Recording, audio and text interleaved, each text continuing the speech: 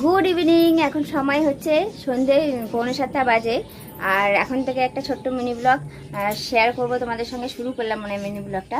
তো আজকে সন্ধেবেলায় চা দিয়ে খাওয়ার জন্য একটা স্পেশাল জিনিস তৈরি হচ্ছে, তোমাদের শেয়ার করব। তো চলো সে কী হচ্ছে না হচ্ছে তোমাদের দেখাই। হ্যাঁ, তো সন্ধেবেলা চায়ের সঙ্গে দারুণ একটা জিনিস হবে, যেটা হচ্ছে ফ্রাই আইটেম। তো হবে কি বলো তো, হচ্ছে পুঁই পাতার বড়া। এর মধ্যে দিয়েছে বেসন, ময়দা আর চালের গুঁড়োটা করব।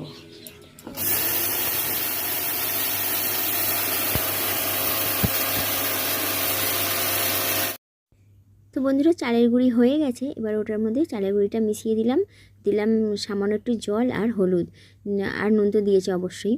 দিয়ে হচ্ছে মোটা করে ব্যাটার করে 4-5খানা পাতার টুকরো করে মানে নিয়ে একটু বেশি বেশি করে একদম কড়া করে ভেজে নিয়েছে। সত্যি এটা গরম গরম চায়ে বা